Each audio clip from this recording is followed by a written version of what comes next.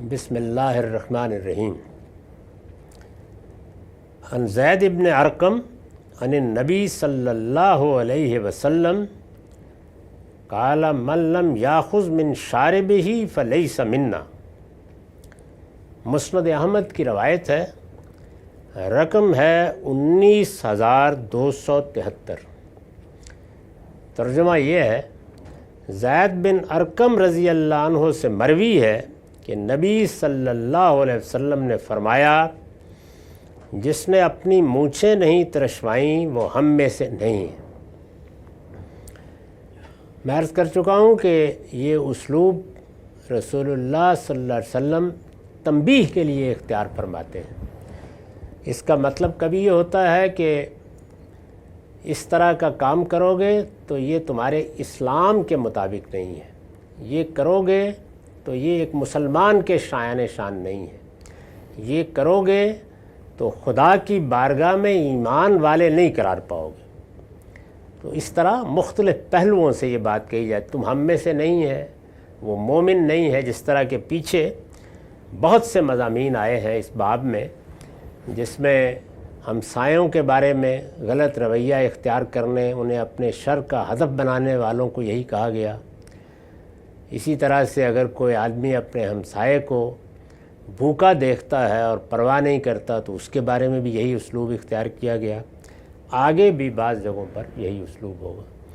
تو بعض موقعوں کے اوپر یہ ذرا کم تر درجے میں ہوتا ہے، یہ شائن شان نہیں ہے، یہ موضوع نہیں ہے، ایسا شخص ہمارے اندر کا آدمی نہیں ہے، یہ اس اسلوب میں ہوتا ہے۔ اور بعض موقعوں پر یہ حقیقت ایمان سے محروم ہے، یہاں مسلمان ہے تو ہوا کرے، قیامت میں مسلمان نہیں اٹھے گا، یعنی اس سختی پر بھی ہوتا ہے۔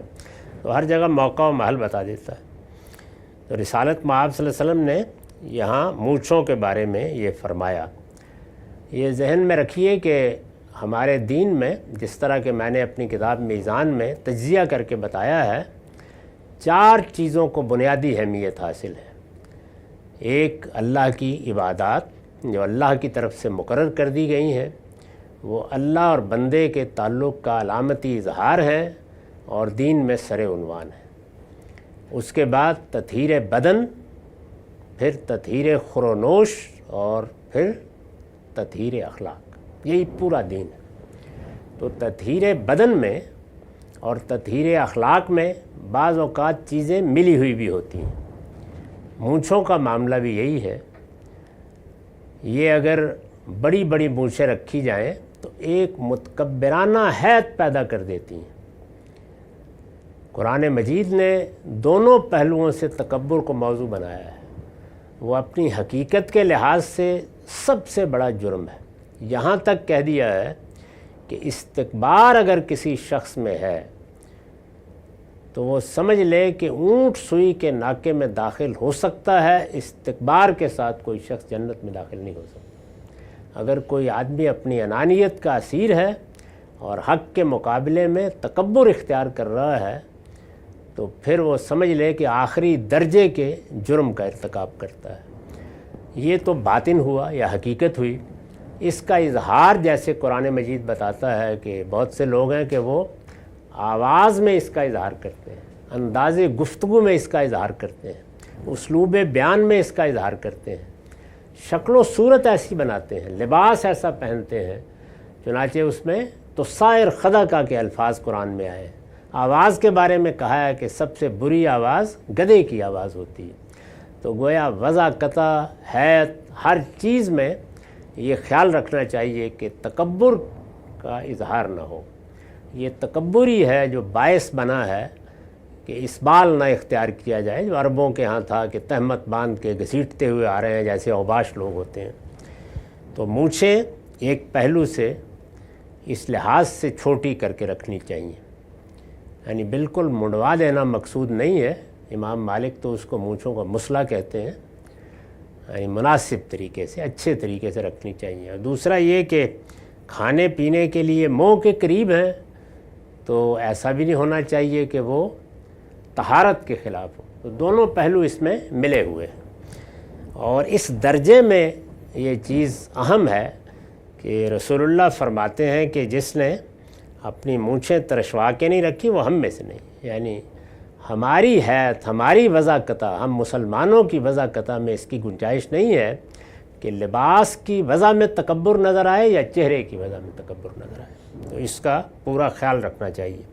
اس پر میں نے حاشیہ لکھا ہے، جب یہ کہا کہ وہ ہم میں سے نہیں ہے، یعنی اس کا اہل نہیں ہے کہ اسے مسلمان کہا جائے، یہ گویا حقیقت کی طرف توجہ دلانا ہے۔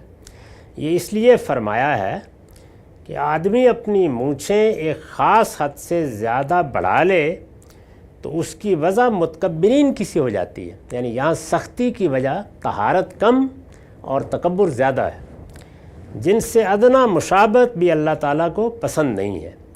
چنانچہ ایمان و اسلام کا یہ تقاضا قرآن میں ایک سے زیادہ مقامات پر بیان ہوا ہے کہ بندہ مومن کو اپنے ظاہر و باطن دونوں کے اعتبار سے متواضع ہونا چاہیے، یعنی نہ اس کے باطن میں تکبر کا کوئی شائبہ ہو اور نہ اس کے اسلوب، اس کی گفتگو، اس کے انداز، اس کی وضاقتہ، اس کے رہن سہن میں اس کا اظہار ہونا چاہیے۔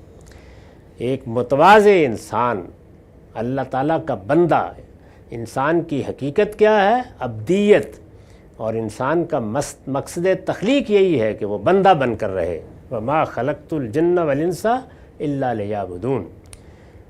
تو فرمایا کہ بندہ مومن کو اپنے ظاہر و باطن دونوں کے اعتبار سے متواضع ہونا چاہیے۔ اللہ کے پیغمبروں نے اسی بنا پر اپنے ماننے والوں میں یہ چیز ایک سنت کے طور پر جاری کر دی ہے کہ وہ اپنی مونچھیں ہمیشہ پست رکھیں گے، یعنی اس کو سنت کے طور پر جاری کیا گیا ہے۔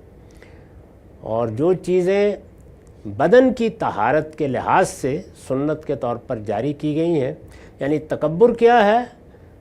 یہ اخلاق کی طہارت کا تقاضا ہے کہ ہمارے باطن میں تکبر نہ ہو۔ اخلاقی طور پر اگر بلند ہونا چاہتا ہے انسان تو اسے متواضع ہونا چاہیے۔ اور بدن کی طہارت، یہ سب چیزیں مطلوب ہیں ہمارے دین میں۔ بدن کی طہارت، خور و نوش کی طہارت، کھانے پینے کو پاک ہونا چاہیے، جس کو طیبات سے تعبیر کیا ہے۔ یہ چھوٹی سی چیز نہیں ہے، یہ بہت بڑی چیزیں ہیں، اسی وجہ سے اس کو اس طرح سے بیان فرمایا ہے۔ ایک تو عمومی طہارت ہے، وہ عالمگیر صداقت ہے، سب لوگ دنیا میں ہر جگہ یہی کہیں گے صفائی ہونی چاہیے، طہارت ہونی چاہیے، پاکیزگی ہونی چاہیے۔ لیکن جب پیغمبر کسی خاص چیز کو یا خاص چیزوں کو اٹھا کر ان کو متعین کر کے کہتے ہیں کہ ان چیزوں کو پاک ہونا چاہیے اور ایسے پاک ہونا چاہیے، تو پھر وہ دین کا حکم اور شریعت بن جاتی ہے۔ تو یہ مونچھیں ترشوا کے رکھنا بھی شریعت بنا دی گئی ہے۔ اب یہ اللہ کے پیغمبر کا حکم ہے، تو فرمایا کہ انہیں ہمیشہ پست رکھو۔ وآخر دعوانا الحمدللہ رب العالمین۔ 10 منٹ کا وقت۔